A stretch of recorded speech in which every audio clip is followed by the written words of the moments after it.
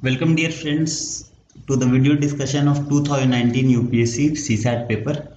So we have already discussed 2018 CSAT paper. We have already discussed in our previous videos paper 1 of 2017, 18, 19 in detail. Each and every question, the rules that can be applied. We have already discussed the rules for solving CSAT in one of the previous videos. You can refer to those videos before seeing this paper. That will give you a understanding of how we will go about solving this paper.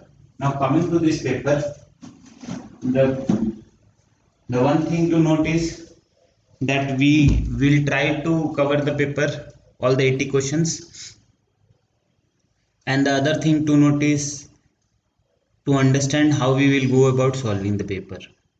You should try to solve all the previous year papers like 2015, 16, 17 CSAT if you have problems. For people who are good in CSAT, they can just skip this video. They don't need to refer to the video. For people having issues, आप ये video देख सकते हैं. तो without wasting any further time, directly coming to the first 40 questions in this video, and in the next one we'll solve the another 41. So let us try to see. तो इस साल passages थे काफ़ी और उसमें एजम्पशन बेस्ड क्वेश्चन काफ़ी था. तो पैसेज का हमने रूल बताया है आपको कि extreme statements which are like having words like only or then words like never, cannot, these are generally wrong. and statement जिसमें फ्यूचरिस्टिक विजन होता है, जिसमें एक एक्शन प्लान होता है, those statements are generally right. Action plan वाले statements are generally the answer. तो सबसे पहले हम कोई भी पैसेज में उसके इसको पढ़ते हैं क्वेश्चन को, उसके बाद हम देखते हैं आंसर को और उसके ऑप्शंस को पढ़ेंगे कि मेन आइडिया क्या है पैसेज से. अब पैसेज अभी हमने नहीं पढ़ा पर मेन आइडिया है, तो देखते हैं क्या है. Untouchability in India has not been taken seriously. ऐसा हो ही नहीं सकता कि पॉलिटिकल थ्योरीज कभी भी अनटचेबिलिटी को हैज नॉट, अगेन ये तो रॉन्ग ही होना है. Historical injustice is inevitable in any society, again and is always beyond. देखिए कितने एक्सट्रीम स्टेटमेंट्स यूज किए, ये भी गलत होगा. Social discrimination and deprivation have roots in bad economy, ये हो सकता है. And it is difficult if not impossible to repair every manifestation of, ये काफ़ी सही स्टेटमेंट है कि ये डिफिकल्ट है. यही आपको बता रहा है एक तरह से इन्फ्रेंस के जैसा कि ये डिफिकल्ट है. ये एक आपको बस बताया जा रहा है, एक फैक्चुअल स्टेटमेंट है और सबका इकोनॉमी के कारण ही हो ऐसा जरूरी नहीं है. तो हमने यहाँ पे यही लिखा है कि एक एक्शन प्लान स्टेटमेंट हमेशा आंसर होता है, फैक्चुअल स्टेटमेंट आंसर नहीं होता है. अब यहाँ पे अगर आप देखेंगे कि स्टेटमेंट सी एंड डी में हमें डाउट था, तो हम इसके लिए जल्दी से पढ़ने का जब कोशिश करते हैं तो हम यहाँ ये पाते हैं, this category is complex not only because of the overlap of the wrong done generally this, so it is born out of historical repair. देखिए to the injustice extends through number of wrongs such as economic deprivation, social discrimination, lack of recognition. तो सिर्फ कहना कि social discrimination bad economy के कारण हो रहा है, दिस इज इनकरेक्ट, क्योंकि यहाँ लिखा है कि कई सारी गलतियां होती हैं जिसके कारण ये सब फैलता है, मैनिफेस्ट करता है. सिर्फ एक को मान लेना गलत हो जाएगा. तो इसका आंसर डी हो जाएगा. And this is not difficult, it can be solved easily in examination. जल्दी में भी आप इसे बना सकते हैं. नाउ क्या एजम्पशंस में किया गया है, तो assumptions is also like inferences. आप सोचिए कि ये अज्यूम करके पैसेज को पढ़ने का कोशिश करिए. जैसे रिमूवल ऑफ इकोनॉमिक अगर डिस्क्रिमिनेशन होगा तो वो सोशल डिस्क्रिमिनेशन हटा देगा अगर ऑथर ऐसा अज्यूम करता. अब मैं इसमें आपको एजम्पशन वाले क्वेश्चन अच्छे से बताऊंगा समझ के. अगर ऑथर ऐसा अज्यूम किया होता तो ऑथर ने कभी नहीं लिखता कि there are lot of wrongs. Author ये अज्यूम कर रहा है कि कई तरह के मिस्टेक्स हैं, कई तरह की डिफिकल्टीज हैं और इतने आसानी से सोशल डिस्क्रिमिनेशन को नहीं हटाया जा सकता. यहाँ पे देखिए, यहाँ लिखा भी है डी ऑप्शन में, it is difficult not impossible to every manifestation of historical injustice. तो जो भी मैनिफेस्टेशन के कई फॉर्म्स हैं, तो ये पहले ही गलत हो गया. सिर्फ डायरेक्टली समझना इतना आसान और सिंप्लीफाई नहीं किया जा सकता है. And democratic polity is the best way to repair, again it is wrong, क्योंकि ऑथर का ये अजम्पशन है कि ना ही कोई एक सिंगल वे है, ना ही कोई एक सिंगल कॉज है. इसका multi way and multi cause है मैनिफेस्टेशन का, और कई तरीके से इसे हटाना होगा, हमें कई एक्शन प्लान बनाने होंगे और कोई बेस्ट वे के बारे में यहाँ बात नहीं की जाती है इस पैसेज में. तो इसका आंसर हो जाएगा नाइदर 1 and 2. इसका भी आंसर जो था, एक बार से हम इसको क्लियर करते हैं, इरेज और इंक्लाइड, इसका आंसर डी हो जाएगा. इसका भी आंसर डी हो जाएगा. आगे बढ़ते हैं हम, तो देखते हैं इस बार भी हम इसको पहले पढ़ लेते हैं. अभी तक हमने ज़्यादा पैसेज को नहीं पढ़ा है, आप पैसेज पढ़ भी सकते थे, जिससे अगर 2 क्वेश्चन रहे जनरली रीड दो पैसेजेस, ज़्यादा टाइम भी नहीं लगेगा, छोटा सा है. 1 मिनट लगेगा। तो इसमें बोला जा रहा है यार कि एजुकेशन इसमें ट्रांसफॉर्मेटरी रोल प्ले तो करता ही है। सबसे पहले देख लेते हैं कि क्या एजम्पशन होगा। A society without well educated people can not be transform into modern society. Again can not be transform ऐसा जरूरी नहीं है। दिस इज अगेन भी something you should always remember कि हाँ ठीक है वेल एजुकेटेड सोसाइटी होना चाहिए, बट सिर्फ एजुकेशन के कारण ही transformation into a modern society हो, this is a very far reaching statement. तो इसको सही मानना डिफिकल्ट है। And without acquiring culture education complete नहीं होता है। ये तो हम लोग बचपन से ही पढ़े हैं कि कल्चरल इथोस एंड हर चीज समझना होता है एजुकेशन के लिए। ये एक सही स्टेटमेंट है जो हम पढ़ते आए हैं। तो यहाँ पे भी यही लिखा है, culture is an activity of thoughts and ये जब तक कल्चर हम नहीं जानेंगे, universities are custodians of this and promoters of culture. तो नॉलेज ऑफ कल्चर जब होता है तब जाके इससे इंप्रूवमेंट होता है। तो इसका आंसर 2 हो जाएगा। अगेन ये बेसिक अगर आपको टाइम कम रहा है तो आप जल्दी से भी इसको समझ के कर सकते हैं। अब देखिए इसका क्या होगा कि एजम्पशंस क्या में किया गया है, ठीक है, क्वेश्चन नंबर 3 में। तो यहाँ पे हम देखते हैं कि सबसे पहले क्या क्या एजम्पशंस, सॉरी क्वेश्चन नंबर 4 में।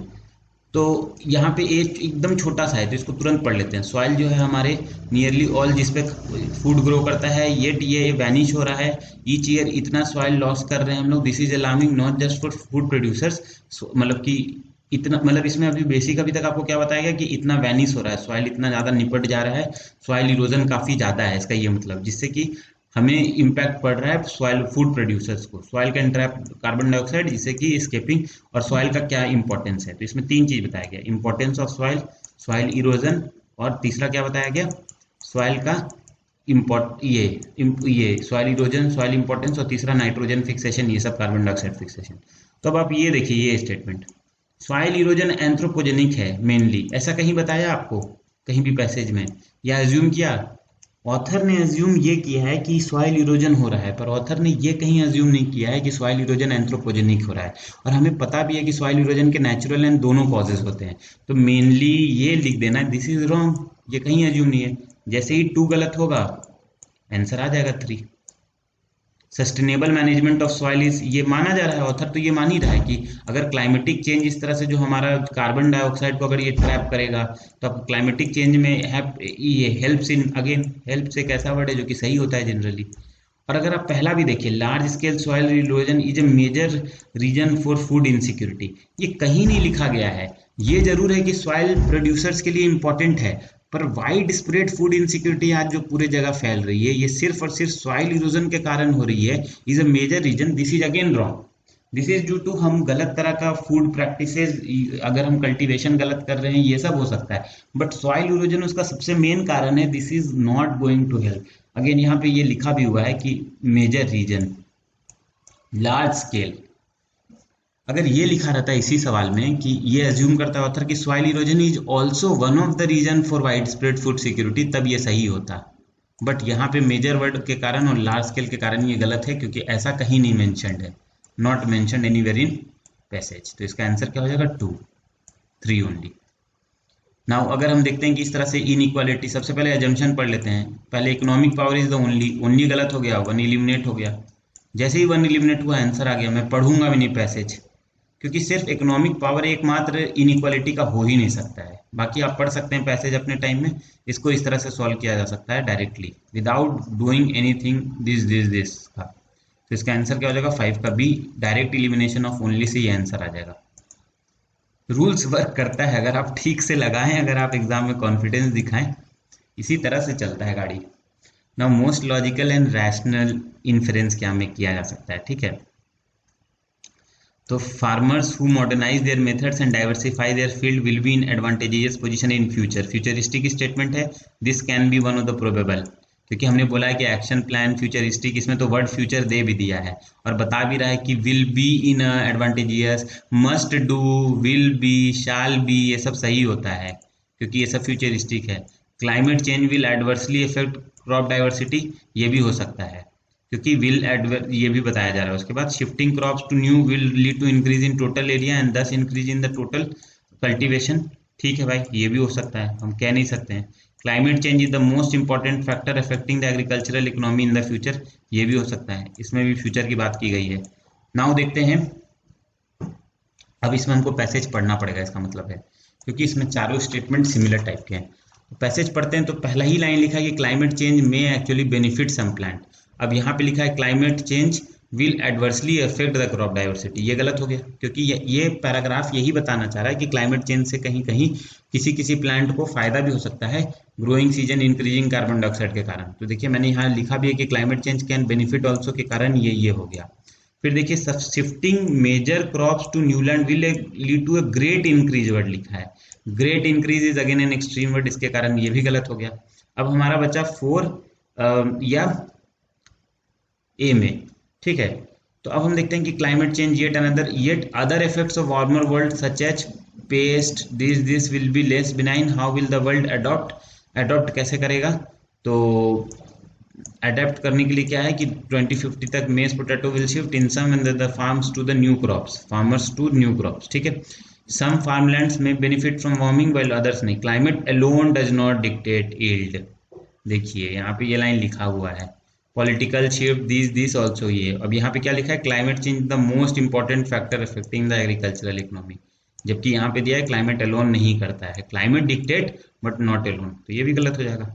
तो फार्मर्स को बेसिकली इसका जो कोर थीम है कि फार्मर्स को अब मॉडर्नाइज करना पड़ेगा और आपको समझना पड़ेगा कि किस तरह का रिक्वायरमेंट है based on one of the factors is also climate change, ठीक है। It was also not difficult. अब देखिए which is most logical inference of this, तो यहाँ पे दिया है कि बैट का विंग में look like the sheet of the skin but underneath a bat has the same 5 fingers of that of a human being, मतलब बैट का भी उसी के जैसा है जैसे ह्यूमन बीइंग का है, जैसा विंग्स का, as the wrist connected to this what can be more curious than the hand of a man formed from the grasping of a mole that this shall be constructed in the same pattern, मतलब जिस तरह से human का बना है उसी तरह से कई एनिमल्स का बना है, ये चीज को ये पैसेज बता रहा है, ठीक है। अब हम इसमें आते हैं, सबसे पहला different species have different similar structure of hands is an example of biodiversity, ये तो स्टेटमेंट ही वियर्ड है। सिमिलर स्ट्रक्चर ऑफ हैंड्स होगा तो ये बायोडाइवर्सिटी का एग्जाम्पल कैसे हो सकता है डिफरेंट स्पीसीज का, अगर ये बायोडाइवर्सिटी थोड़ी है। Then limbs being used by the different species for different kind is an example of biodiversity. Again देखिए ये सब इनकम्पासिंग स्टेटमेंट नहीं है, ये सब एक फैक्चुअल टाइप का स्टेटमेंट और कोई बहुत बड़ा प्रोलिफिक स्टेटमेंट नहीं, हमेशा एक बड़ा स्टेटमेंट पे जाइए जो कि सब चीज को कैप्चर करता है। Logical action plan types, man and the A formed species animals, और मैंने हमेशा बोला कि दो स्टेटमेंट जब एक जैसा होता है तो आंसर उसी में से कोई एक होता है, जैसे यहाँ पे भी देखिए, यहाँ पे भी man and A form mentioned है, यहाँ पे भी है, तो आंसर इन दोनों में होने के चांसेस ज्यादा है। Have similar structure of limbs is an example of coincidence, ये कोइंसिडेंस थोड़ी है, यही तो ये पूरा बता रहा है कि क्यों ऐसा है, तो इसका यही है कि हैव इवोल्यूशनरी हिस्ट्री सिमिलर है, इसीलिए सबका सिमिलर टाइप का हुआ है। देखिए बायोडाइवर्सिटी का ना तो ये मतलब है कि आपका सिमिलर हैंड्स होना चाहिए तो बायोडाइवर्सिटी को दिखाता है, या तो सिमिलर लिम्स होना चाहिए, और ये ना ही कोई कोइंसिडेंस है, this is kind of evolutionary. ये बिल्कुल सही स्टेटमेंट भी है, अगर आप चारों में पढ़ें तो मोस्ट लॉजिकल स्टेटमेंट यही है। साइंटिफिक, यहाँ देखिए वर्ड लिखता भी है साइंटिफिक, रैशनल, लॉजिकल, ये क्या साइंटिफिक है, कोइंसिडेंस नहीं है, ये मोस्ट लॉजिकल है, इससे इन्फेरेंस नहीं है, सबसे लॉजिकल तो यही बात हो रही है ना इसमें, ठीक है। तो इसका आंसर हो जाएगा 7 का डी। फिर हम 8 में आते हैं। सबसे पहले हम लोग इसको, क्योंकि पैसेज थोड़ा बड़ा लग रहा है तो हम लोग सबसे पहले क्या करेंगे, इसको पढ़ेंगे जो हमारा दिया हुआ रहता है, ठीक है। जैसे ही हम देखेंगे कि यहाँ पे एक डेटा है तो data is generally wrong, this is the assumption, तो डेटा जनरली रॉन्ग होता है तो फैक्ट डेटा रॉन्ग हर जगह होता है, तो 4 इलिमिनेट हो जाएगा, 4 जैसे ही इलिमिनेट हो जाएगा और बचेगा 1 and 2 and 1 and 3। अब देखते हैं, increase warming of earth atmosphere can change, तो 3 तो होगा ही होगा, तो 3 होना ही है, तो यही बचा हमारा। ग्लोबल वार्मिंग हैज है, देखिए कैसा स्टेटमेंट है, हैज अगेन, तो फिर 1 भी सही हो लग ही रहा है, 3 भी सही लग रहा है। और land masses causes huge of huge quantities, again huge word यहाँ पे दिया है, ह्यूज सही नहीं होगा, 2 गलत हो जाएगा, 1 and 3 आंसर आ जाएगा। बाकी आप पढ़ लीजिएगा, आपको समझ में आ जाएगा कि क्या दिया है, कैसे क्या करना है, बट इसी तरह से मैं सॉल्व करता हूँ जो मैं आपको बता रहा हूँ कि कैन वर्ड देखा मैंने, यहाँ पे देखा हैज वर्ड, यहाँ देखा ह्यूज वर्ड, आंसर आ गया हमारा। 3 होना ही है, 4 नहीं हो सकता, 2 नहीं हो सकता, 1 होगा। अब देखिए ये सब सवाल इस बार मैथ्स के थोड़े से टफ थे और ट्रिकी थे, तो मैंने यहाँ बनाया है, मैं बाद में आपको PDF भी शेयर कर दूंगा। तो 5 को डिजिट में 1 से 1000 में, तो मैं यहाँ आंसर पे ही सीधे जाता हूँ कि एक बार आप 1 डिजिट पे 5 को फिक्स कर दीजिए, तो 10 और 100 में आप कितना बार डिजिट भर सकते हैं, तो 0 से 10 आप कुछ भी भर सकते हैं, 0 से 9 तक, तो 10 डिजिट। यहाँ भी आप 0 से 9 तक भर सकते हैं। अगर आप 0 0 इसमें भर देंगे तो आपका डिजिट क्या बचेगा, 005, which is again one of the digits. अगर आप यहाँ 5 5 भर देंगे तो आपका कितना बार 5 आ गया, 3 बार आ गया। इसमें डिजिट काउंट करना था, इसमें नंबर नहीं निकालना था कितना है 1 से 1000 के बीच। तो ये 3 बार हो जाएगा, ये 1 बार, 4 बार हो गया। उसी तरह से अगर आप 105 करते तो 1 बार होता, 155 करते तो 2 बार होता है इसमें 5, ठीक है। तो इसका रूल सिंपल था कि यहाँ फिक्स 5 करिए और रिपीट होने दीजिए। रिपीटेशन 5 का यहाँ होता 2 बार, 10 यहाँ हो जाएगा। एक बार यहाँ 5 को फिक्स करिए तो यहाँ 10 × 10 हो जाएगा। एक बार यहाँ 5 को फिक्स करिए तो आप 0 से 9 तक कोई भी नंबर यहाँ भर सकते हैं, यहाँ भी 0 से 9 तक। तो आंसर हो जाएगा 100 + 100 + 100 300। इसको आप खुद से बना के करिएगा तो आपको समझ में आएगा। लेकिन इंडिविजुअल नंबर्स का अगर कल को सवाल आ जाता तो इसका आंसर 300 है।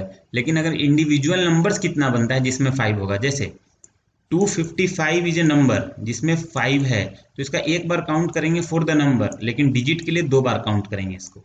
तो टोटल डिजिट 300 है। लेकिन इंडिविजुअल नंबर क्या होगा, एक बार जब हमने 5 को यहाँ फिक्स किया तो 10 × 10। अब जब हम यहाँ फिक्स करेंगे 5 को तो ऑलरेडी एक केस इलिमिनेट करना पड़ेगा, जब यहाँ पे 5 पहले से हम लोग फिक्स किए थे, तो 10 × 9 ही बचेगा। अब हम यहाँ फिक्स करेंगे तो एक बार हमने 5 को यहाँ फिक्स किया था तो एक डिजिट हट चुका है ऑलरेडी, क्योंकि उसको हम काउंट कर चुके हैं। तो यहाँ 9 और यहाँ भी एक बार हम 5 को फिक्स कर चुके थे, तो 9 × 9। तो इसका आंसर हो जाएगा 100 + 10 × 9 90 + 81 271। इसको आप खुद से सॉल्व करके देखिए। This is a very tough question for examination. ये सब सवाल का कोई, मैं तो इस तरह से बनाता हूँ। तो इसका आंसर अगर डिजिट होता तो 271, अगर नंबर है तो सॉरी नंबर होता तो 271, डिजिट है तो 300। This is also a very tough question. एक क्यूब को पेंट किया गया है और क्यूब को बेसिकली 2 साइज में काटा गया, कि जिसमें 32 क्यूब्स स्मॉल हैं and other 4 cubes are big. तो इसमें एक अजम्पशन में किया गया है जो कि यहाँ बताया नहीं जाता है, कि टोटल जो 32 क्यूब का वॉल्यूम है वो जो छोटे बड़े क्यूब हैं 4 उनके बराबर है। इसका मतलब क्या हो गया कि जो छोटे क्यूब्स हैं उनका उनका साइज का डबल है बड़ा क्यूब, समझे। तो देखिए मैंने यहाँ दिखाया है कि इस तरह से बड़ा क्यूब 4 काटा गया है और इसके अगल बगल जो चारों, आप मान लीजिए दीवार के चारों साइड को ले लीजिए तो 4 बड़े बड़े क्यूब बीच से निकाले गए हैं। अब उन 4 क्यूब्स में none of the cubes have been painted blue, और दिया है कि जो अपोजिट फेसेस है उसको सेम कलर से पेंट किया गया है। तो आप मान लीजिए कि आपका जमीन को और छत को ब्लू से पेंट किया गया और चारों जो दीवार थे उसमें ब्लू का कलर नहीं दिया गया। और क्योंकि ब्लू किसी में नहीं आना है तो वो बीच में था। अगर वो ऊपर में होता, सटा हुआ रहता उससे ऊपर वाले फेस या नीचे से, तो उसमें एक साइड ब्लू हो जाता, तो बीच का साइड जो है उसका ब्लू नहीं होगा। तो आपको निकालना था कि कितने ऐसे क्यूब्स हैं जिसमें सिर्फ एक फेस पेंटेड है। और ये सॉलिड क्यूब की बात हो रही है। सॉलिड क्यूब का मतलब होता है कि अंदर आप पेंट नहीं कर सकते, हॉलो क्यूब नहीं है, अंदर से पेंटेड नहीं है, सिर्फ बाहर से है। तो ये जो 4 बड़े क्यूब हैं इसमें कोई एक कलर होगा, यहाँ वाला एक कलर, यहाँ वाला एक कलर, यहाँ वाला एक और यहाँ वाला एक, 4 हो गया। इसी का इक्विवेलेंट जो ऊपर नीचे दीवार का जो ऊपर नीचे था उसमें एक क्यूब के बराबर छोटा 2 क्यूब आता, तो 2 क्यूब ऊपर और 2 क्यूब नीचे। तो टोटल आंसर क्या हो जाएगा, देखिए मैंने यही लिखा है, रिमेनिंग अप डाउन में 4 क्यूब हो जाएगा और ये जो 4 बड़ा कटा है ये 4 हो जाएगा। तो टोटल 8 क्यूब ऐसा होगा जिसका सिर्फ एक ही पेंट होगा, एक ही पेंट से होगा। बाकी जो सारे किनारे वाले क्यूब हैं उसके 2 साइड पेंटेड दिखेंगे आपको, इधर इधर, यहाँ भी आप देखो, यहाँ भी आप देखो, तो इसके 2 साइड तो मिनिमम पेंटेड दिखेंगे 2 कलर से, ठीक है। इस तरह से इसमें सोचना पड़ेगा। Again it is a very tough question for exam. तो टफ क्वेश्चन को आइडेंटिफाई करके छोड़ना भी एक आर्ट है।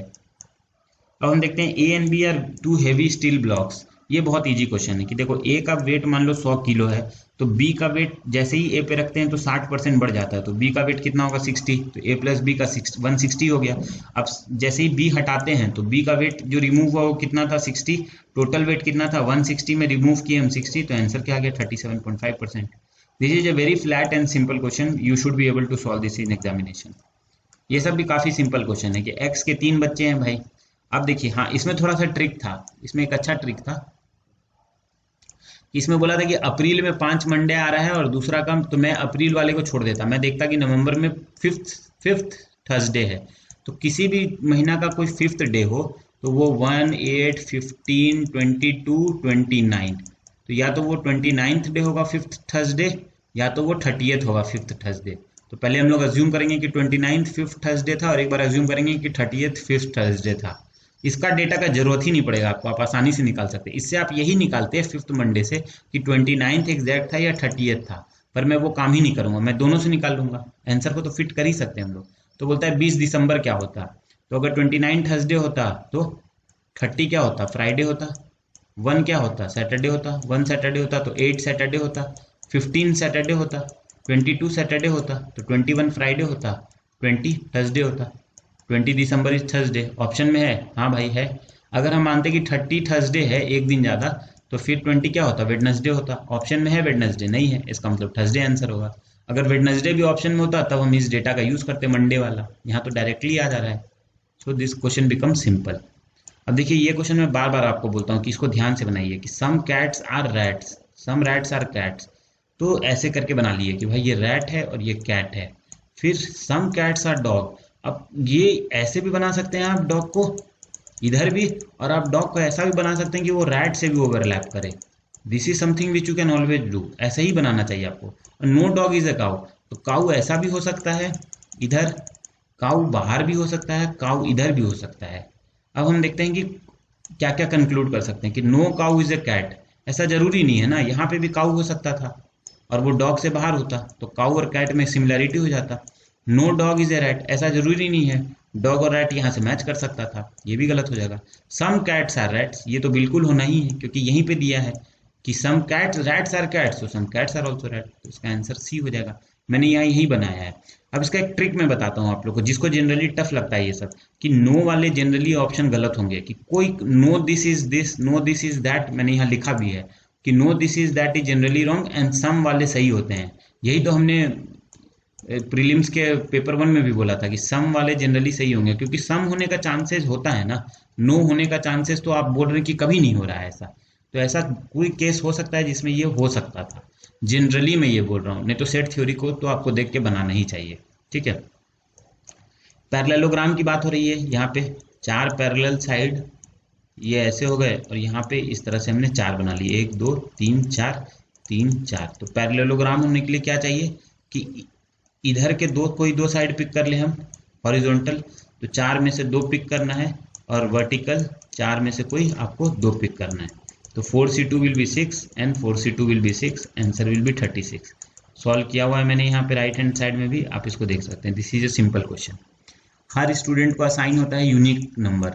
अब फुटबॉल उसको तभी होता है जब वो केस 4 केस है, तो 4K हो गया फुटबॉल, और अगर उसका क्रिकेटर है तो 6L हो गया आपका क्रिकेट। तो दोनों का एलसीएम क्या हो गया, 12। यही सब होता है एलसीएम का सवाल, मैंने बोला भी था एलसीएम का सवाल देखिए। तो मतलब 12 से जो डिविजिबल नंबर्स होंगे वो क्रिकेट और फुटबॉल दोनों खेलता होगा।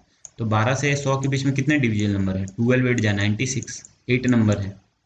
तो यहाँ मैंने लिखा भी है कि 12 का जो मल्टीपल है 8 है, तो इसका आंसर 8 हो जाएगा। ठीक है, ये आसान क्वेश्चन थे, ये सब कुछ क्वेश्चन तो आसान होंगे ही।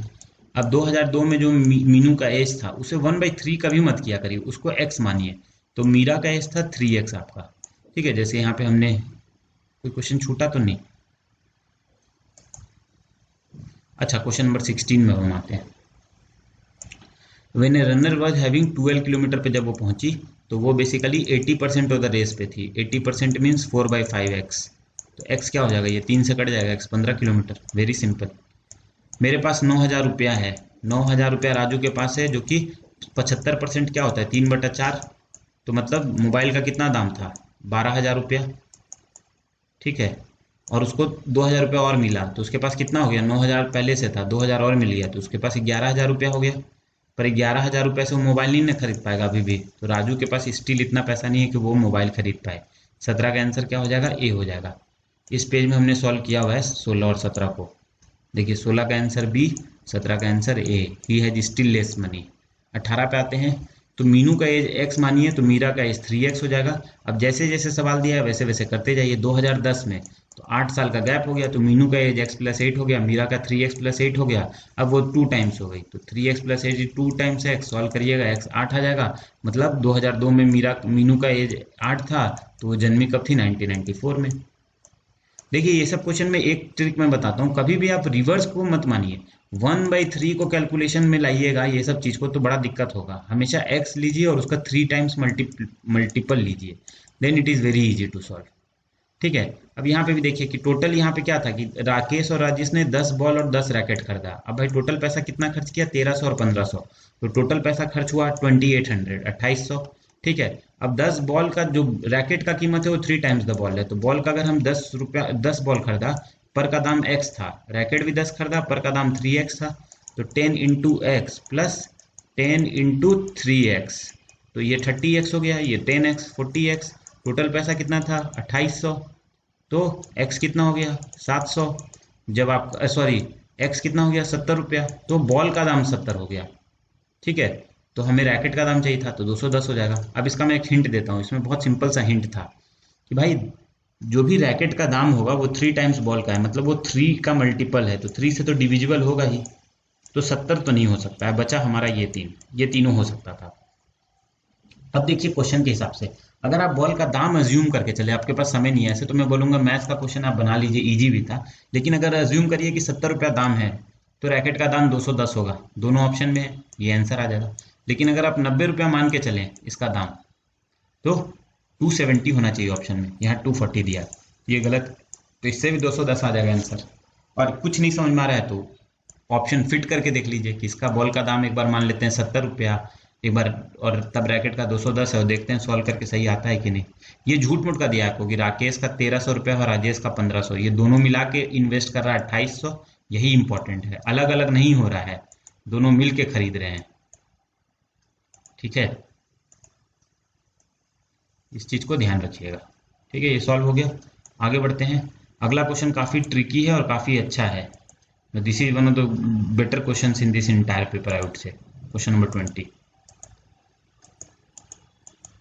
हमारा कर्सर आगे ना बढ़ता हुआ और अटक गए हैं। ओके,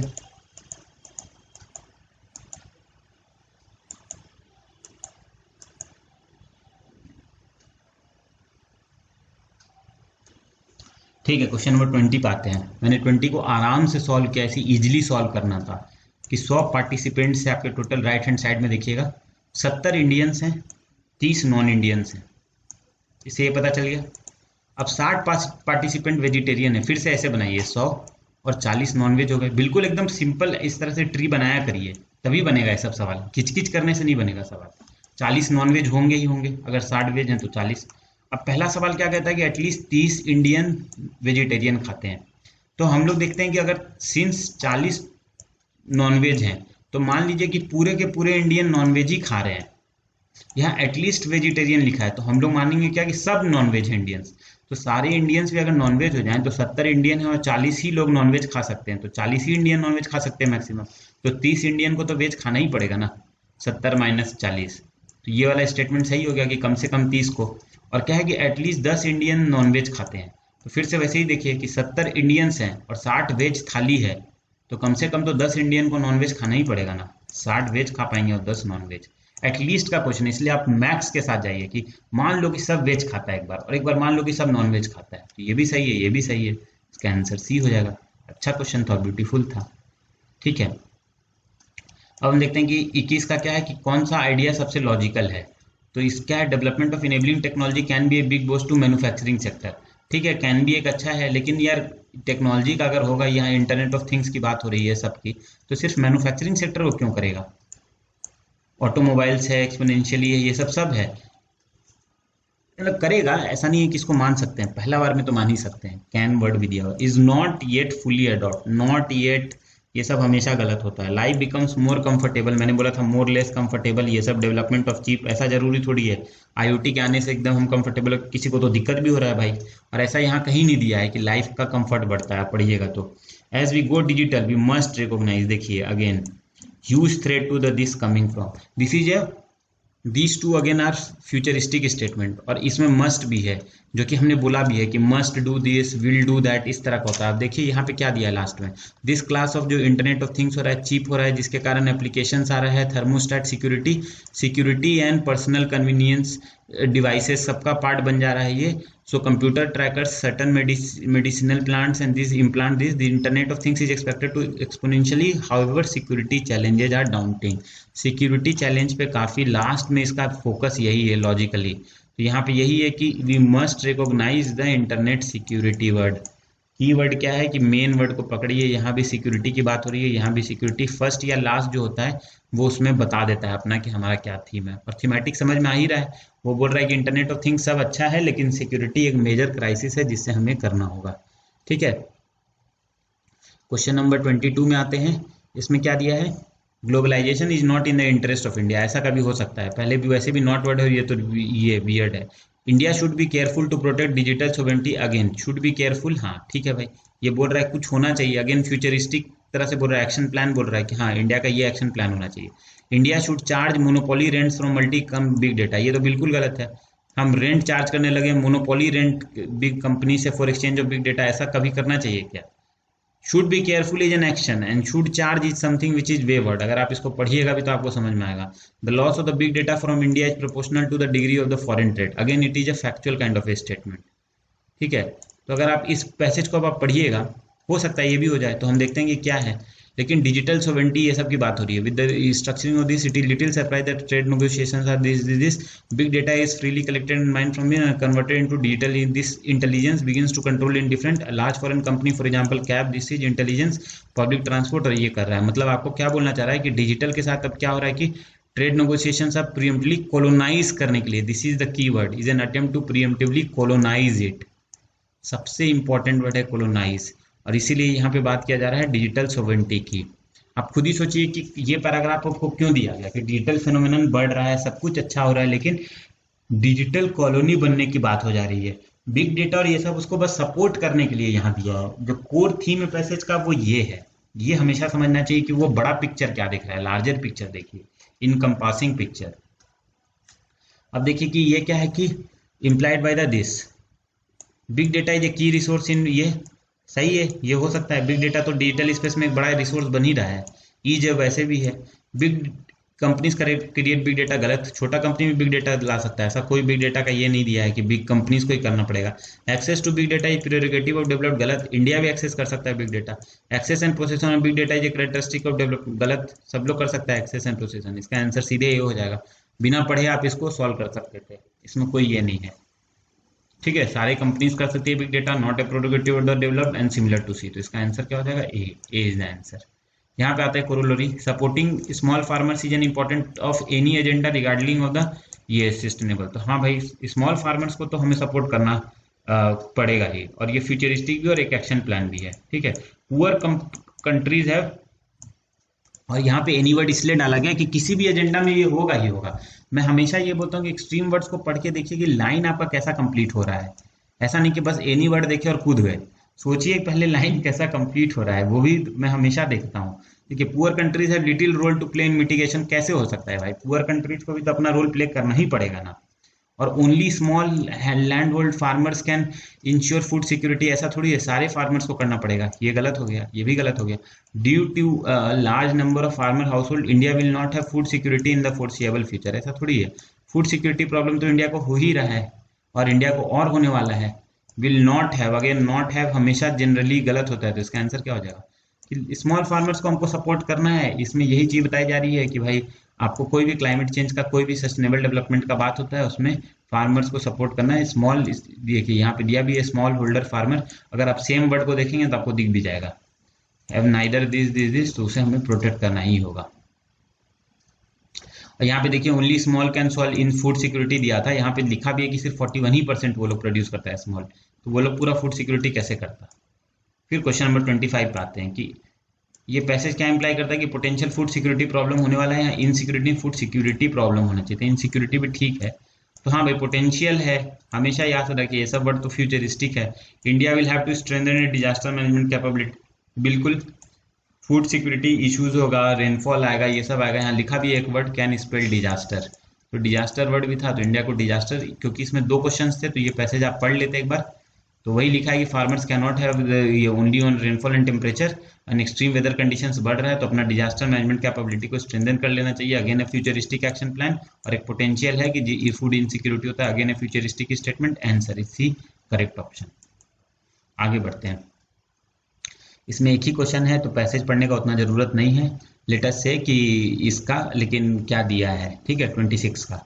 नाउ सबसे पहला इसमें क्या है कि government and companies need to be adequately prepared, मतलब क्लाइमेट चेंज होने वाला है, इसका मतलब कि अब प्रिपेयर्ड होने का समय आ गया है, तो पहला तो होगा ही होगा, तो ये कट जाएगा, 3 अकेला कट जाएगा।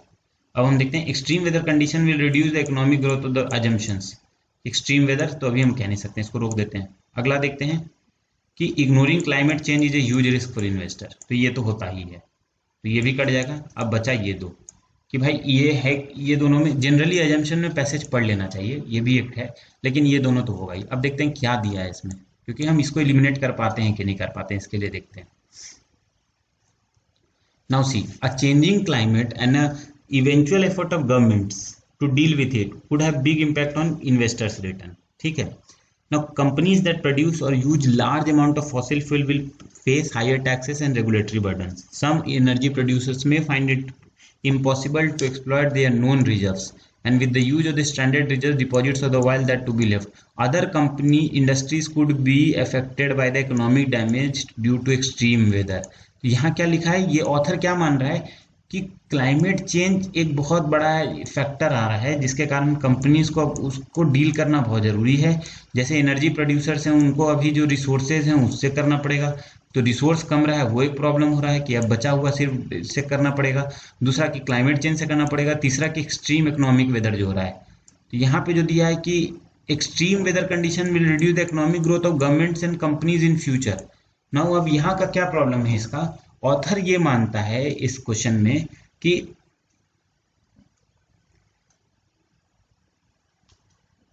Other industries could be affected, और यहाँ पे दिया है extreme वेदर्स could be affected by extreme वेदर्स, यहाँ दिया एक्सट्रीम वेदर्स विल रिड्यूस।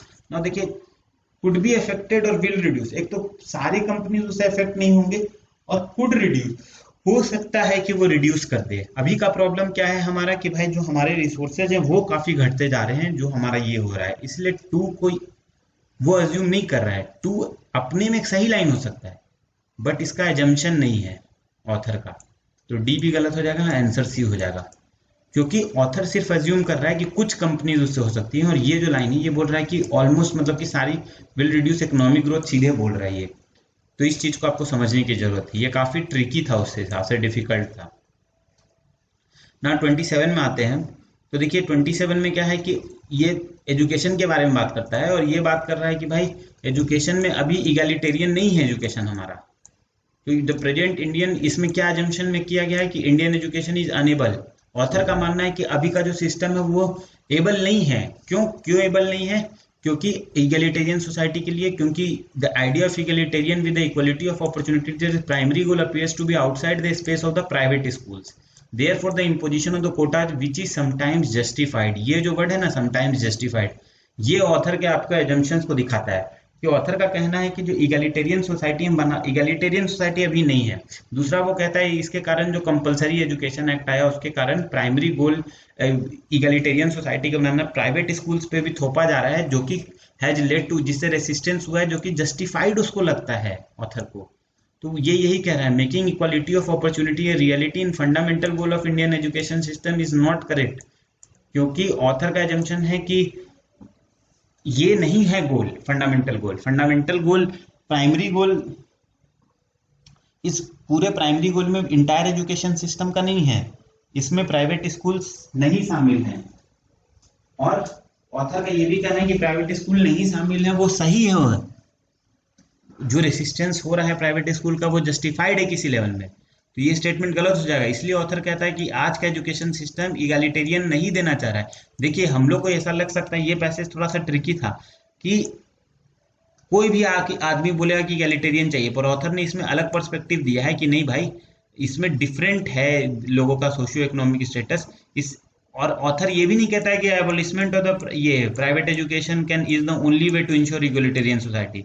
ऑथर का मानना है कि इगैलिटेरियन सोसाइटी बनाना है, ये जरूरत है, पर प्राइवेट स्कूल के भी कंसर्न सुने जाने चाहिए, एक तरह से उसका ये कहना है, जो हिंदी मीडियम पिक्चर में दिखाया गया था उस टाइप से। इस चीज को आप समझिए।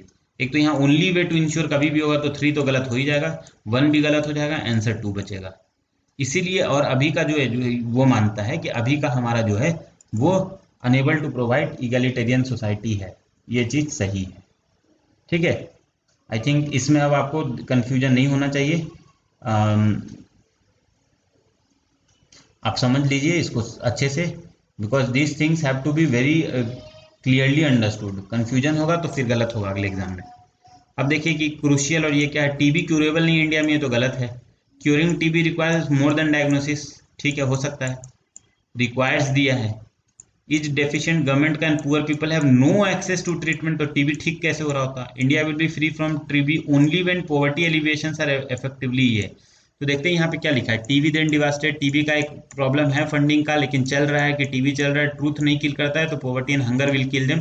अनदर ट्रूथ इज कि stigma will also kill them. तो इसका ये मतलब है, ये ऑथर कहना चाहता है कि टीबी से अगर आदमी बच भी जाए तो पॉवर्टी एंड हंगर से तो किल हो जाता है, उससे भी बच जाए तो कई बार स्टिग्मा, एक्सपेंसिव ट्रीटमेंट, काउंसलिंग नहीं होना, ये सब से भी हो जाता है। तो सिर्फ पॉवर्टी एंड हंगर से फ्री तभी होगा जब पॉवर्टी हंगर से फ्री हो जाएगा, ये गलत है। इसमें और भी फैक्टर्स हैं लाइक फैमिली सपोर्ट, स्टिग्मा, ये सब जब खत्म होगा तब इंडिया टीबी से एक्चुअली में मुक्त होगा। तो इसका आंसर हो जाएगा कि टीबी को ट्रीट करने के लिए सिर्फ मेडिकल ट्रीटमेंट नहीं चाहिए, बहुत सारा चीज और भी चाहिए। ठीक है, अब ये सवाल था कि 5 फ्लोर है, तो 5 फ्लोर आप अगर बनाते हैं और उसमें दिया है कि 4 कलर से रंग रहे हैं, तो कौन सा एक स्टेटमेंट है जो आपको बता देगा कि 2 कंसेक्यूटिव कलर ये फ्लोर्स डिफरेंट कलर के हैं? तो इसमें जो 3 ऑप्शन था उसको मैं सीधे पढ़ता हूँ। इसमें बोला था कि ये ऊपर वाला और नीचे वाला रेड कलर से है, तो जैसे ही ये रेड कलर से आ जाएगा, हमारे को 4 कलर से रंगना था, एक कलर रेड है तो बाकी 3 फ्लोर 3 डिफरेंट कलर से रंगने होंगे। अब ये जैसे ही 3 डिफरेंट कलर से होंगे तो सारे कंसेक्यूटिव फ्लोर डिफरेंट कलर के हो जाएंगे। ये रेड होगा तो ये मान लीजिए ब्लू हो जाएगा, ये ब्लू है तो ये ग्रीन हो जाएगा, ये येलो हो जाएगा, येलो और फिर ये। तो ये स्टेटमेंट खुद में सफिशियंट है, यहाँ पे ऑप्शन भी था, इट इज सफिशियंट। इस तरह के क्वेश्चंस में जनरली देखना चाहिए, ये सबसे इजी क्वेश्चन होता है, मैंने आपको पहले ही बताया। पी यहाँ पे है, क्यू एक पॉइंट इधर है 60 किलोमीटर, एक पॉइंट इधर है 80, 60 और 80 को अगर आप करेंगे तो ये आपका पाइथागोरियन ट्रिपलेट है 100। ये सब में कभी गलती मत करिएगा, देख के भी 60-80 दिखे तो सीधे 100 पे जाइए कि भाई पाइथागोरियन ही होगा। ये भी बहुत आसान सवाल है अगर आपको सेट थ्योरी ठीक से आता है। देखिए 100 लोग मान लीजिए इसमें होटल में थे, तो 10 लोग तो रेस्ट ही ले लिए, तो टोटल बाहर निकले कितना, 90। अब 90 में देखिए यहाँ पे मैंने लिखा भी है कि 90 लोग बाहर गए, उसमें से कुछ लोग शॉपिंग गए, कुछ लोग साइट सीइंग गए। 80 लोग शॉपिंग गए, 50 लोग साइट सीइंग गए, कुछ ऐसे लोग होंगे जो दोनों गए होंगे, तो ऐसे लोगों को एक्स मान ले हम लोग बीच में, तो 80 माइनस एक्स गए शॉपिंग और ये गए 50 माइनस एक्स, टोटल घूमने कितने गए, 90 ही गए। तो इसको ऐसे जोड़ लीजिए, 80 माइनस एक्स, एक बार इतना जगह को देखे, प्लस एक्स लिए और फिर यहाँ कितना बचा था, 50 माइनस एक्स, तो एक एक्स कट गया, एक एक्स माइनस रह गया, तो यहाँ पे आ गया एक्स बराबर 40। मतलब ऐसे 40 लोग थे बीच में, अगर यहाँ पे हम कर्व बनाए जो हमने बनाया भी है कि जो दोनों काम करने गए, ऐसे 40 लोग थे जो कि सिर्फ और सिर्फ क्या करने गए, शॉपिंग करने, और ऐसे बचे 10 लोग थे जो कि साइट सीइंग करने गए अकेले, ये दोनों काम किया इन्होंने। तो क्या लिखा है, 40% लोग थे जो कि शॉपिंग और साइट सीइंग करने गए, तो हमारे टोटल लोग 100 थे, उसमें 40 लोग गए तो 40% हो गया, सही है। और 20% वेंट ओनली फॉर शॉपिंग, तो ओनली फॉर शॉपिंग में 10 नहीं है, 20 है, 10 गए हैं और यहाँ 20 लिखा है, तो ये गलत हो जाएगा, आंसर 1 आ जाएगा। ठीक है, अगर आप वेन डायग्राम में कंफर्टेबल है, अगर आप पाइथागोरस थ्योरम में कंफर्टेबल हैं तो कभी गलती नहीं होगा, या अगर आप ट्री बनाने में कंफर्टेबल है, जैसे ये सवाल है, ये सब सवाल हमेशा ध्यान से देखिएगा कि 100 लड़के हैं, उसमें से 100 बच्चे हैं, उसमें से क्या है 60 लोग खेलते हैं क्रिकेट, तो क्रिकेट जो खेलते हैं, और बाकी क्या है जो लोग नहीं खेलते हैं क्रिकेट वो फुटबॉल खेलते हैं, तो 40 लोग फुटबॉल खेलते हैं। अब ये नहीं देता है, देखिए इस सवाल में कि जो क्रिकेट खेलते हैं, यही सबसे इंटरेस्टिंग होता है सवाल का, कि जो 60 लोग क्रिकेट खेलते थे और 40 लोग फुटबॉल, कि ये फुटबॉल खेलते हैं कि नहीं, इसके बारे में कोई चीज नहीं दिया है, कहीं नहीं दिया है। ये हो सकता है ये भी can play football also, it is not mention, समझे।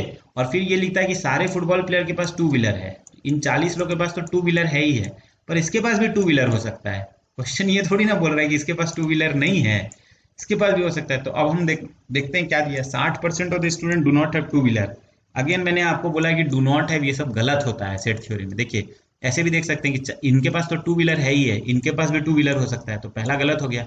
कोई क्रिकेटर के पास no cricketer has two wheeler, ये भी गलत है। हो सकता है, क्यों नहीं हो सकता है। And cricket players do not play football, क्यों भाई, ये फुटबॉल क्यों नहीं खेल सकते, ये भी गलत है। तीनों गलत हो जाएगा।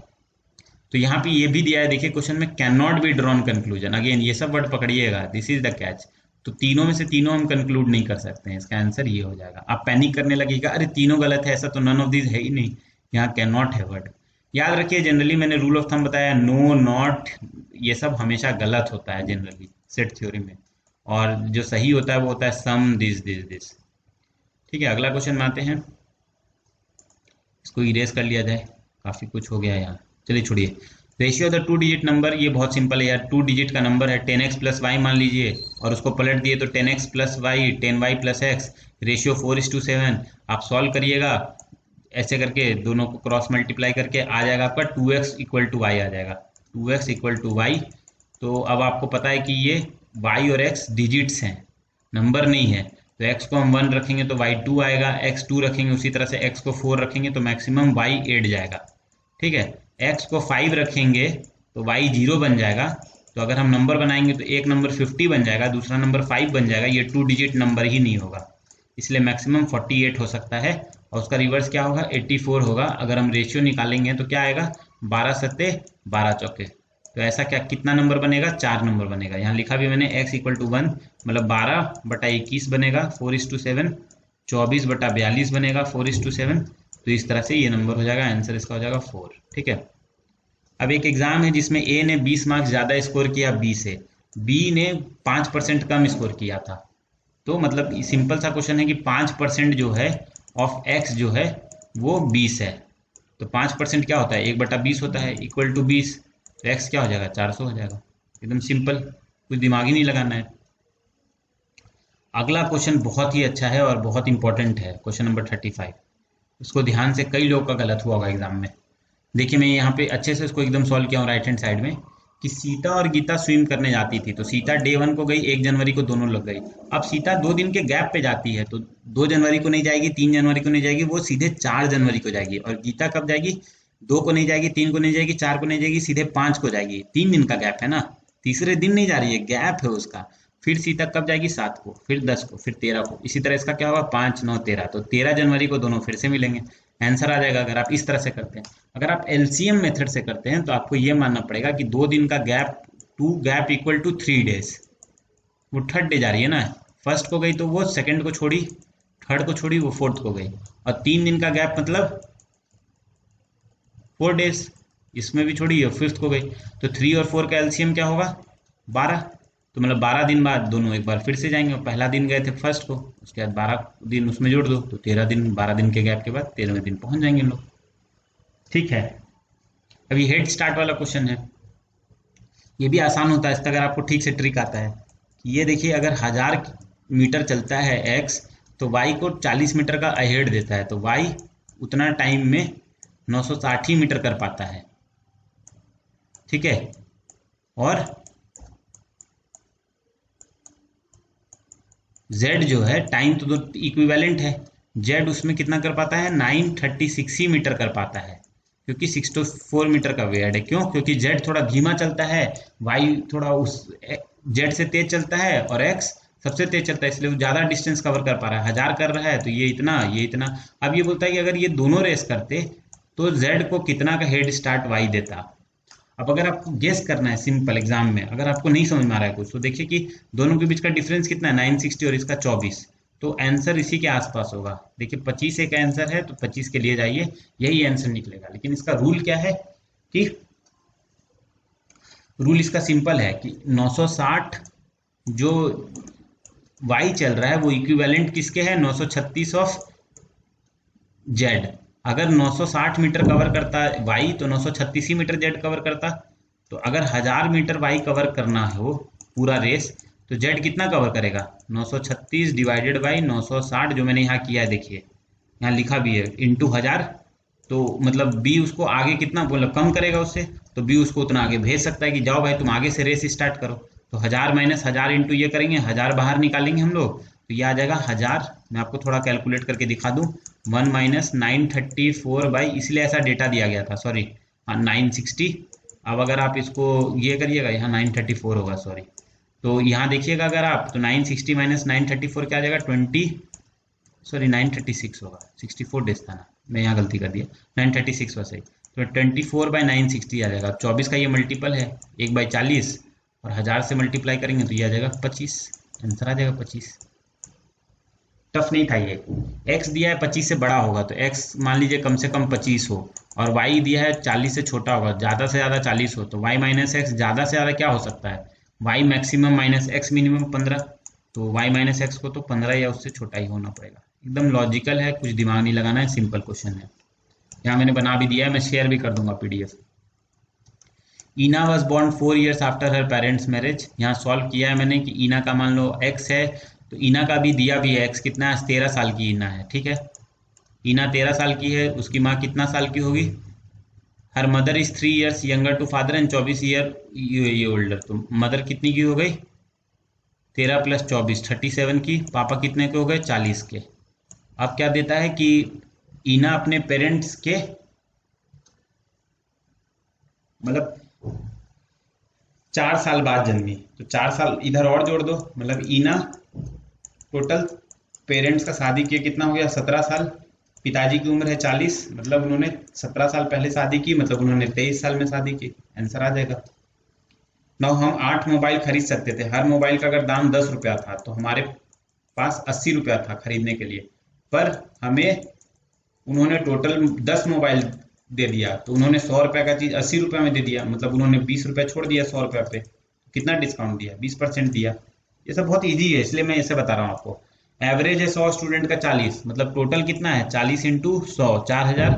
अब हमें पता चला कि एक स्टूडेंट जिसका वेट को 53 वेयर 53 उसको 83 ले लिया गया था, मतलब उसका वेट बढ़ा दिया गया था।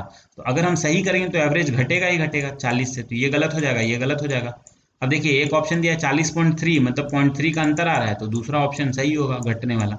बिना सॉल्व किए इस तरह से कर सकते हैं 39.7, लेकिन सॉल्व करके भी दिखा देता हूँ आपको कि हमने सही वेट को ज़्यादा पढ़ लिया, 83 सही वेट था 53 का ही, तो हमें 30 कम करना पड़ेगा। अब इसमें 30 कम करेंगे तो ये आ जाएगा 3970, और स्टूडेंट्स तो टोटल सेम रहेंगे 100, तो वेट आ जाएगा 39.7। So the core idea remains the same, कि आप सवाल को बनाएं। अगले वीडियो में हम लोग 40 और बना के देखेंगे। मैथ्स के सवाल भी उतना टफ नहीं होते हैं, देखिए यहाँ पे मैंने बनाया भी है ये सब, और कुछ कुछ सवाल रियल टफ होते हैं, उसको आप छोड़ भी सकते हैं, आपको सारा नहीं बनाना है। कॉन्सेप्ट को समझें, सीखें, देखें, क्लियर रखें कि किस तरह से इसको अप्रोच किया जा रहा है। 10 क्वेश्चन 15 क्वेश्चन एग्जाम में गलत भी हो जाए, 20 क्वेश्चन तक भी गलत हो जाए, अगर आप 60 अटेम्प्ट कर रहे हैं तो भी आपका कट ऑफ ही सिर्फ क्लियर करना है। सो डोंट बी अफ्रेड कि क्या हो गया है, तौबा ना मचाएं, इजी लें, हुआ ना क्रिएट करें, आसानी से इसको सॉल्व कर सकते हैं, बट जिसको डिफिकल्ट लगता है उससे क्वेश्चंस बना के प्रैक्टिस जरूर करें। Thank you so much.